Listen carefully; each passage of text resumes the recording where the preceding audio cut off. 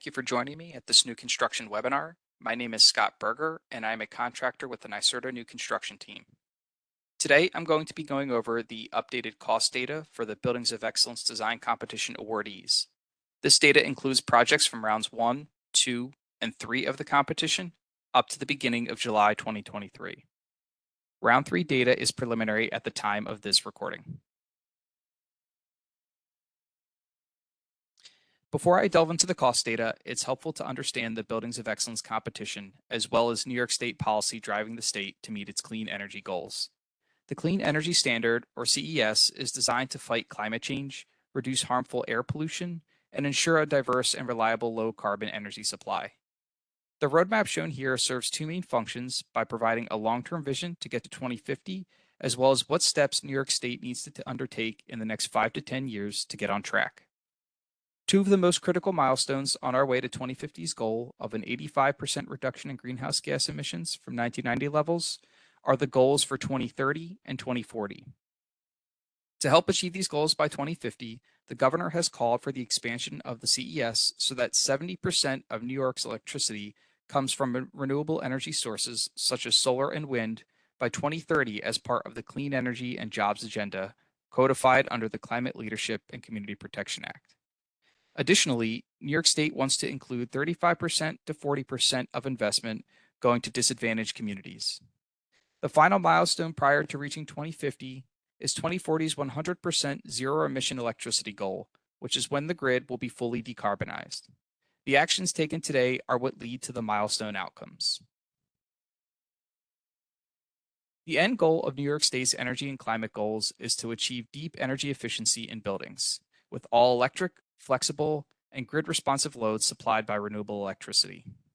These actions impact various market actors across the state, including the people living and working in New York's buildings, the people who pay the bills, and the various professions who design, build, manage, and supply homes and businesses. We are calling on all these New Yorkers to join in realizing the goals of the roadmap. To help achieve New York State's energy and carbon goals, the Buildings of Excellence competition is helping to stimulate the design, construction, and operation of clean and resilient buildings. Project winners of the Buildings of Excellence competition also provide co-benefits to occupants, demonstrate resiliency, provide project design, cost, and performance data to the larger construction market, and support energy affordability in disadvantaged communities. Since the competition's inception, over $48 million have been awarded. The Buildings of Excellence competition for round 3 recognizes best-in-class buildings through two different paths: demonstration projects and early design support. Demonstration project winners are eligible for funding for up to $1 million. As part of this track, proposal winners will achieve carbon-neutral performance while being beautiful and functional, providing healthy, safe, comfortable, and resilient living spaces for their occupants. Successful proposals will also demonstrate how they will be profitable for the project's developers and owners and demonstrate realistic cost reductions in design and construction of carbon-neutral buildings. Successful proposers must demonstrate how their project's energy use and per capita carbon emissions will be substantively reduced, while increasing building resiliency, including passive survivability, in a manner that can be replicated at scale. Early design support winners are eligible for funding for up to $250,000. However, projects submitting proposals for early design support can also separately propose to receive funding as a demonstration project as well. As part of this track, qualified design firms provide early-stage design support for new construction and adaptive reuse projects that will achieve carbon-neutral ready performance while providing co-benefits such as being beautiful and functional, providing health, safe, comfortable, and resilient living spaces for their occupants, and will be profitable for the project's developers and owners. Some of the co-benefits that Buildings of Excellence winners demonstrate include resiliency, health, safety, and comfort, and carbon impacts. While these co-benefits are not currently quantitatively analyzed, we are working on quantitatively defining these co-benefits in the future. Some of the resiliency co-benefits that NYSERDA is tracking for Buildings of Excellence competition winners includes design and deployment of renewable energy technologies, integration of renewable energy generation systems with battery storage, construction of green roofs, and design and construction of buildings with materials capable of withstanding storms. Additionally, NYSERDA is tracking projects that offer other resiliency code benefits, including buildings with community shelters, stormwater management plans, location of buildings outside of a floodplain, construction of buildings without livable spaces below grade, and use of future meteorological year data and energy modeling.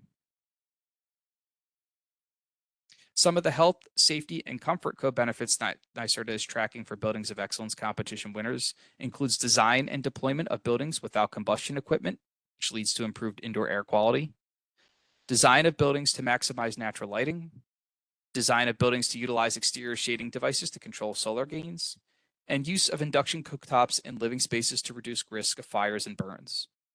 Additionally, NYSERDA is tracking projects that offer other health, safety, and comfort code benefits, including designs of buildings to utilize natural ventilation. Finally, some of the carbon impact code benefits that NYSERDA is tracking for the Buildings of Excellence competition winners includes design and construction of buildings utilizing low carbon materials and locally sourced materials, deployment of equipment that utilizes low global warming potential refrigerants, and use of electrification solutions such as heat pumps for space heating, space cooling, and domestic hot water systems. Additionally, NYSERDA is tracking projects that offer other carbon impact code benefits, including the design and adaptive reuse of existing buildings and implementation of carbon sequestration solutions. A summary of the 3 rounds of the Buildings of Excellence competition are summarized here. Project-specific data is updated on a monthly basis and uploaded to NYSERDA's Buildings of Excellence Resources webpage. In addition to collecting information on project first costs, NYSERDA has also committed to completing comprehensive cost and performance validation of Buildings of Excellence awarded projects. As part of the Milestone 4 submission for Buildings of Excellence projects, project teams will provide 2 years of benchmarking data as well as actual operational cost data.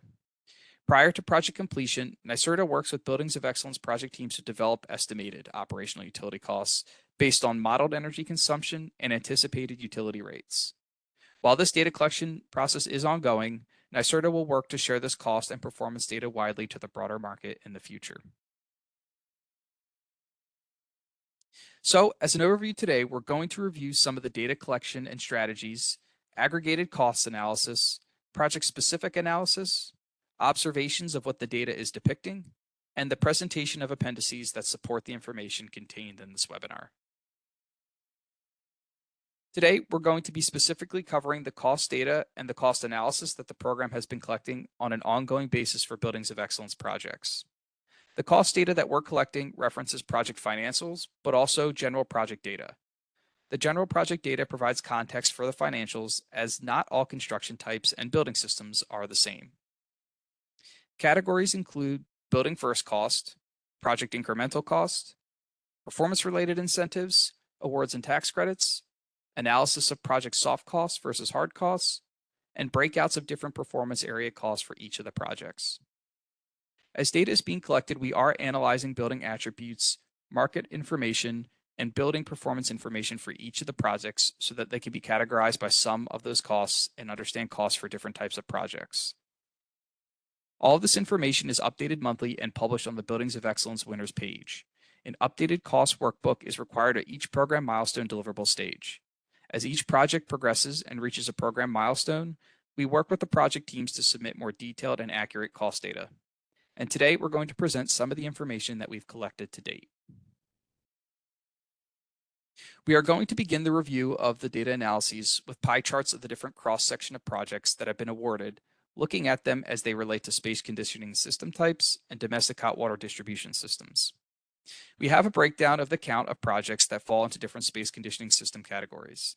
Approximately 85% of projects are using some type of variable refrigerant flow, or VRF, or air source heat pump systems for space conditioning. Despite the predominant use of VRF air source heat pumps, there is a good representation of ground source heat pumps, mini-split air source heat pumps, multi-split air source heat pumps, and VRF ground source heat pumps.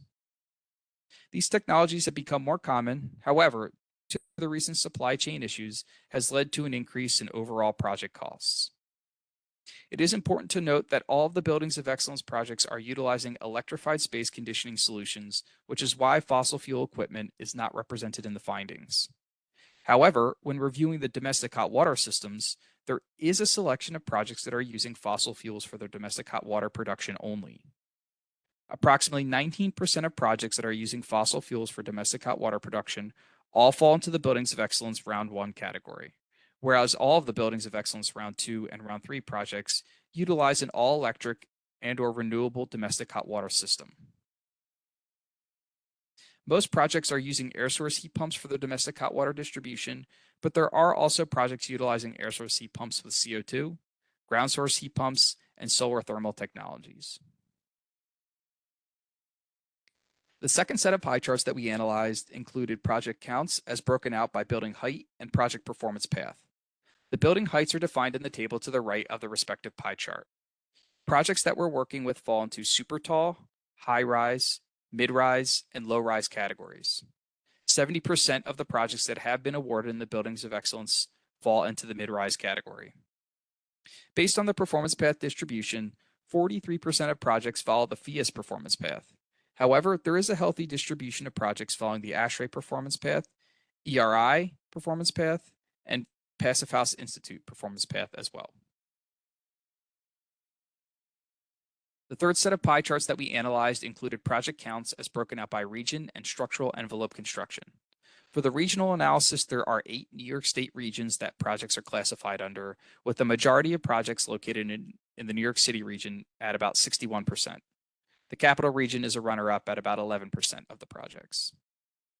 For the structural envelope construction analysis, there are 19 different types of structural envelopes that are represented across the Buildings of Excellence awardees.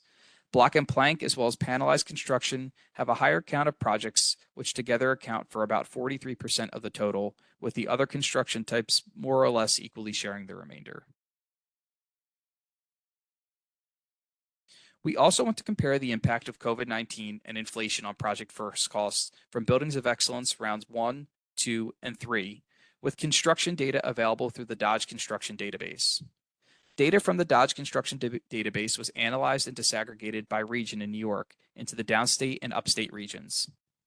Specifically, data from the Dodge Construction Database was analyzed for years 2020, 2021, and 2022, which approximately correspond to the Buildings of Excellence rounds 1, 2, and 3, respectively. Data was organized into quintiles and graphed to show the range of costs for each year corresponding to the Buildings of Excellence rounds. As expected, costs in the downstate region were higher than costs in the upstate region.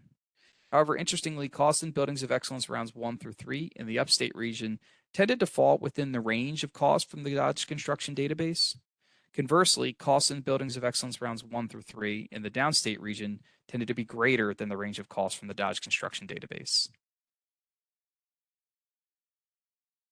Similar to the evaluation of project costs as they relate to region in New York, we also want to compare the impact of COVID-19 and inflation on project first costs from Buildings of Excellence rounds 1 through 3, with construction data available through the Dodge Construction Database as it relates to building height classifications, which includes low-rise, mid-rise, high-rise, and super tall height classifications. Specifically, data from the Dodge Construction Database was analyzed for years 2020, 2021, and 2022, which again approximately correspond to the Buildings of Excellence rounds 1 through 3, respectively. However, due to the limited data available for high-rise and super tall height classifications, the costs are not included here. If the data sample size becomes more comprehensive, evaluations will be completed for these height classifications as well. Data from the Dodge Construction Database, however, was analyzed and disaggregated by the low-rise and mid-rise height classifications. Data was organized into quintiles and graphed to show the range of costs for each year corresponding to the Buildings of Excellence rounds. Interestingly, costs for mid-rise classified buildings were higher than costs for low-rise classified buildings. Additionally, costs in Buildings of Excellence round 1 through 3 for low-rise classified buildings tended to fall within the range of costs from the Dodge Construction Database. Conversely, costs in Buildings of Excellence round 1 through 3 for mid-rise classified buildings tended to be greater than the range of costs from the Dodge Construction Database. Additionally, we completed more detailed analyses of changes in costs from Buildings of Excellence rounds 1 through 3. The increases in project costs for round 3 projects compared to rounds 1 and 2 are shown in the graphs on the slide. Specifically, the average project cost per square foot for LMI versus market rate in the upstate and downstate regions saw cost increases across the board. However, it was noted that cost increases from round 3 hit the downstate region particularly hard for LMI and market rate market sectors, with increases of approximately 39% and 125% respectively. The cost increases for round 3 in the upstate region for LMI and market rate market sectors were hit less hard than downstate, with cost increases of approximately 22% and 40% respectively. It should be noted that while costs increased across the board, the cost increases in the market rate market sector tended to be larger than the cost increases in the LMI market sector. Additionally, the increases in project costs for round 3 projects compared to rounds 1 and 2, based on the project performance path, were analyzed, and the results are shown in the graph on this slide. Specifically, the average project cost per square foot for the ASHRAE, ERI, Passive House, and FIAS performance paths saw cost increases across the board when comparing round 3 to rounds 1 and 2. The average cost increase from round 3 to round 2 amongst all performance paths was approximately 39%. Overall, the ERI performance path had the smallest cost increase from round 3 to round 2 of approximately 18%, and the FIAS performance path had the highest cost increase from round 3 to round 2 of approximately 79%. This graph represents the project incremental cost as a percentage for round 1 and round 2 projects. Incremental costs for each project are calculated as the difference between their Buildings of Excellence project cost and the project cost of a baseline building. Baseline building project costs are defined by each project team. Commonly, this baseline is a similar but lesser performing building that has been completed by the project team recently and is cost scaled based on square footage as required. The blue markers that are shown are a representation of all electric projects in the Buildings of Excellence Round 1. The green markers that are shown are a representation of all electric projects in the Buildings of Excellence Round 2. Again, as stated earlier though, all of the Round 2 projects are all electric. And the orange markers that are shown are a representation of fossil fuel projects in the Buildings of Excellence Round 1. As previously noted, fossil fuels are not used for space conditioning across any of these projects. The square symbol that's shown for each project represents the project's incremental costs before the application of incentives, awards, and tax credits specific to that project. The dot below the square represents the incremental cost for the same project after the incentives, awards, and tax credits for the project are applied. In both cases, these are shown as a percentage of the overall project cost. Projects where the square significantly deviates from its corresponding dot would mean that the project incentives, awards, and tax credits account for a substantial portion of the overall stated incremental cost after their application to the project. In contrast, the projects where the square and the dot are close together represent a project where the incentives, awards, and tax credits are less impactful on a percentage basis of the overall cost. The projects that are represented by the orange squares and dots, which represent use of fossil fuel equipment, have a consistent trend where the squares and dots are fairly close together when compared to other projects in the program. This implies that incentives, awards, and tax credits on an incremental cost basis tend to be less impactful for fossil fuel projects. There are 11 projects that are on the left side of the graph that have incremental costs after incentives, awards, and tax credits that are at or below the 0% incremental cost access. This means that projects that fall into this category either realize no incremental costs after the application of incentives, awards, and tax credits, or are collecting funding that is equivalent to or exceeds the incremental cost of that project related to high performance. The next graph is showing the project incremental cost and performance-based incentives, awards, and tax credits on a per dwelling unit basis, as well as the project cost per dwelling unit. The projects that have been split and all electric projects are on the left, and the fossil fuel-based projects are on the right. The axis on the left is representing the project incremental cost and performance-based incentives, awards, and tax credits per dwelling unit. This is represented by the blue bar that's representing the project incremental cost. The gray bar is representing the project's incentives, awards, and tax credits. The axis on the right of the graph is the project cost per dwelling unit, and that is represented for each project by the orange dot. Where the incentives, awards, and tax credits exceed the incremental cost on a per dwelling unit basis, we can infer that incentives, awards, and tax credits are greater than the incremental costs for building to high performance standards.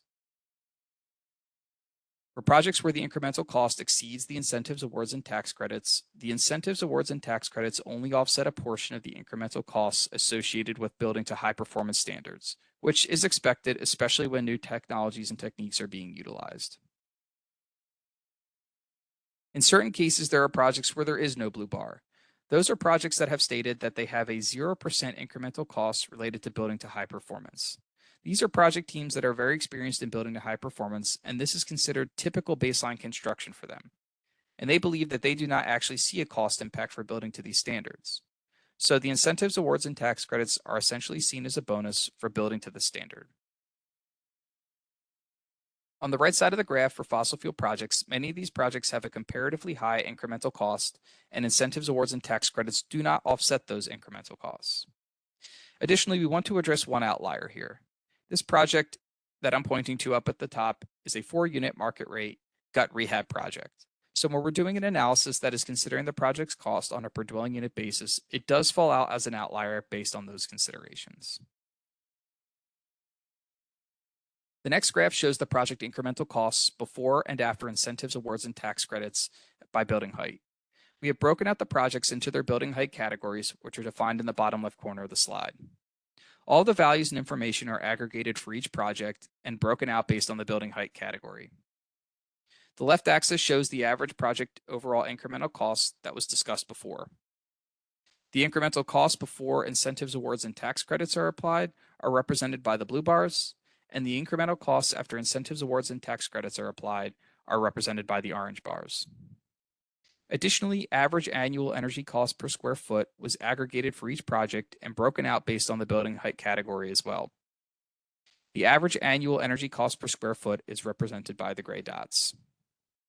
It's important to note that the average annual energy cost per square foot is calculated as the cost of purchasing energy from the grid, less energy offset from on-site renewable generation. If a project is producing a large amount of on-site renewable generation, the average annual energy cost per square foot is going to tend to be lower because they are purchasing less energy from the grid. One major takeaway is that low-rise projects have the highest stated incremental cost before the application of incentives, awards, and tax credits. However, after the incentives, awards, and tax credits are applied, low-rise projects have the second lowest percent incremental cost of all of the building height categories. Additionally, low-rise projects have the lowest average energy cost per square foot. The next graph is showing the same data set of incremental costs before and after incentives, awards, and tax credits. However, this graph breaks out the projects by their space conditioning systems, which are defined at the bottom of the slide. This is not showing the cost or incremental cost of each respective space conditioning system, but is rather an aggregation of the total project incremental costs for buildings that are utilizing the defined space conditioning system. One of the main takeaways is that VRF air source heat pumps, which we know from looking at the pie charts earlier, are the predominant space conditioning system in the Buildings of Excellence program. These projects have the lowest incremental cost before incentives and tax credits. However, after incentives and tax credits are applied, VRF air source heat pumps have the third highest incremental costs. This implies that VRF air source heat pumps may appear to be advantageous at the beginning of the project, but may yield less incentives and tax credits compared to other space conditioning systems. Additionally, VRF air source heat pumps have the highest average annual energy cost per square foot. Another takeaway that we have is when we look at the projects that utilize multi-split air source heat pumps, is that these space conditioning systems have the lowest incremental cost after incentives, awards, and tax credits. However, ground source heat pump systems have the lowest average annual energy cost per square foot. The next graph is showing the same data set of incremental costs before and after incentives, awards, and tax credits. However, this graph breaks out the projects by their domestic hot water systems, which are defined on the bottom of the slide. I want to reiterate that projects using fossil fuels are only using them for domestic hot water systems, and that all space conditioning systems across all of the Buildings of Excellence projects are electrified. Similar to the takeaway on VRF air source heat pump systems on the previous slide, projects that use fossil fuel domestic hot water systems have the lowest incremental cost percentage before the application of incentives, awards, and tax credits. However, after incentives, awards, and tax credits are applied, the fossil fuel domestic hot water systems have the second highest incremental cost. This implies that fossil fuel domestic hot water systems may appear to be advantageous at the beginning of the project, but may yield less incentives, awards, and tax credits compared to other domestic hot water systems. Additionally, fossil fuel domestic hot water systems have the highest average annual energy cost per square foot. Another takeaway that we have is when we look at the solar thermal and ground source heat pump domestic hot water systems, they have the largest difference between the incremental cost before and after incentives and tax credits. Also, they also have the lowest average annual energy cost per square foot. The next graph is providing a project-specific breakdown of performance-related costs, non-performance-related costs, incentives, awards, and tax credits on a square foot basis, representing the 22 projects for which we have received Milestone 1 cost deliverables at minimum. This level of detail is expected for all Buildings of Excellence projects. As we continue to collect more project-specific data, this information will be updated on a monthly basis on the Buildings of Excellence Winners webpage. Project values that are above the x-axis are indicative of project costs, whereas values that are below the x-axis are indicative of incentives, awards, and tax credits. As part of the cost deliverables at each milestone, we've asked project teams to provide the total project costs. Additionally, project teams are tasked with disaggregating their performance-related costs, which are costs that may be impacted by building energy performance requirements. The performance-related costs are highlighted in the legend on the right side of the table. One of the takeaways that we've seen based on the cost data provided by each project team is that the project envelope cost per square foot tends to account for a relatively significant percentage of a project's total performance-related costs. On average, envelope costs per square foot account for over 51% of the total performance-related costs throughout the Buildings of Excellence program. In addition to detailed breakouts of project costs by each project team, we also request that project teams provide detailed breakouts of incentives, awards, and tax credits. This graph is representing the total dollar value of each project's incentives, awards, and tax credits, rather than normalizing these values on a square foot or per dwelling unit basis. One key thing that we want to point out is that this analysis is not inclusive of the low-income housing tax credit, or LIHTC, historic property tax credits, property tax abatements, or other non-performance-related tax credits and incentives, as the cost analysis is only focused on performance-related incentives, awards, and tax credits. Another takeaway is that the Buildings of Excellence Award and NYSERDA NCP incentive account for the majority of the performance-related incentives, awards, and tax credits on average at 63% and 21% respectively. We highly encourage that project teams look into the incentives, awards, and tax credits listed here to ensure that eligible projects are able to maximize incentives, awards, and tax credits for their high-performance projects. The next graph analyzes project costs on a square foot basis for HVAC, structural envelope, total project cost before incentives, awards, and tax credits, and total project cost after incentives, awards, and tax credits based on the structural envelope type and the project location as defined for downstate or upstate. Analysis of the data indicates that the location of the project can be a significant cost driver, and we want to ensure that we're comparing similar projects to each other in the Buildings of Excellence program. Downstate projects are located in the 5 boroughs, which includes the Bronx, Brooklyn, Manhattan, Queens, and Staten Island. The blue bars represent the average cost per square foot. The green bars represent the average envelope cost per square foot. The gray bars represent the average total project cost per square foot before incentives, awards, and tax credits. And the yellow bars represent the average total cost per square foot after incentives, awards, and tax credits. Last year, this graph displayed 10 categories, but since then, one more category has been added to the downstate area: modular construction. Similar to last year, the gut rehab is still the lowest overall cost due to the reuse of an existing structure. As expected, the downstate projects have a higher overall cost per square foot and envelope cost per square foot. Comparatively, the upstate project's HVAC cost per square foot is on average a higher percentage of the total project cost. As I stated before, we'll be updating this information on a monthly basis and sharing it with the public, so look for this data to get fine-tuned as we move forward. The next graph is showing the same data set of project costs on a square foot basis for HVAC, structural envelope, total project cost before incentives, awards, and tax credits, and total project cost after incentives and tax credits. However, this graph breaks out the projects by space conditioning system rather than structural envelope type.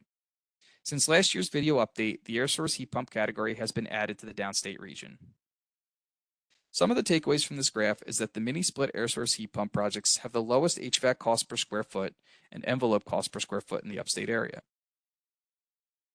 Additionally, in the upstate area, it appears that the HVAC cost per square foot may impact the total project cost per square foot before incentives, awards, and tax credits. This graph indicates that larger HVAC costs for each space conditioning type may yield higher total project costs. For the downstate area, the average HVAC cost per square foot for the VRF air source heat pump is $6 per square foot less than the average HVAC cost per square foot for the VRF air source heat pumps located in the upstate area. However, there is a significant difference in the average envelope cost per square foot. Conversely, the average total project cost after incentives, awards, and tax credits between both regions are very similar. Using a similar graphic, the domestic hot water systems and domestic hot water cost per square foot is represented by the orange bar. The cost per square foot for ground source heat pump, air source heat pump with CO2, and solar thermal in the upstate area for the domestic hot water systems are similar and not a significant add to the overall project costs. The air source heat pump domestic hot water system, however, has the highest cost per square foot by a large margin in the upstate area.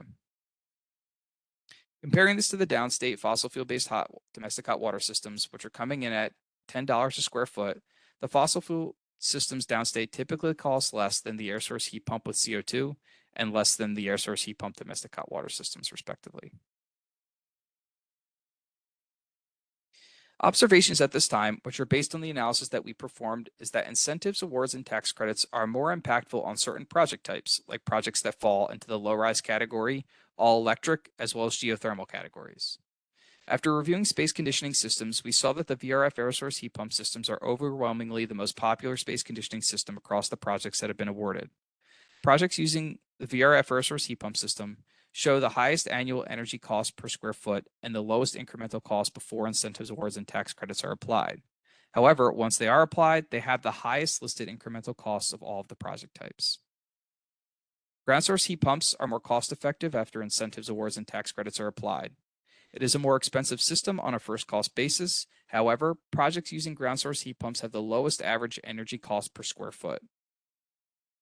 For the overall project incremental costs, it can be seen in the first graph that half the projects that have been awarded into the Buildings of Excellence fall below the 0% incremental cost line once incentives, awards, and tax credits are applied, meaning that they see no incremental costs related to high performance after the incentives, awards, and tax credits are awarded. Some round 1 projects are still using fossil fuels for domestic hot water, but moving into round 2 and round 3, there are only electric domestic hot water services. Many of these projects are still able to achieve less than 0% incremental construction costs after the application of tax credits and incentives. Electrified domestic hot water projects see lower average energy costs per building operation when renewables have been factored into that cost, and across the domestic hot water systems, air source heat pumps, solar thermal, and ground source heat pumps show the lowest cost per square foot across the same projects. So I want to take a moment to go through some of the appendices that will be attached with the PDF version of this presentation. Appendix A contains awarded project cost details for the 22 projects that we've collected detailed information on to date. Project-specific summaries, like what you see on the slide here, contain a project description, additional cost details, and a rendering of the proposed building. Appendix B is where the awarded project summaries are located for all of the awarded projects. And that will appear similar to what you see on the slide here, where we provide some of the project data, a project summary, and a little bit of information on the project team. And Appendix C contains the building system illustrations and definitions. This section's purpose is to inform some of the systems outlined in this presentation, understanding that everyone doesn't have the same baseline knowledge of the program and building systems. Technical details are listed here to provide additional clarification about these systems. Appendix D contains additional information on the calculation methodology for the incremental costs and what assumptions were made in working with the project teams. That information is all contained within the slide so that you can understand how the analysis was performed. As a reminder, this data is updated monthly as additional cost workbooks are submitted and posted on the Buildings of Excellence winners page. And that is in the format of an Excel file that contains all of the information that was used here to perform this analysis. So I want to thank you for taking the time to join us and listen to this presentation. We will be updating the slide deck as well as the cost data information and details that were available that were collected from the project teams. Thank you again and take care.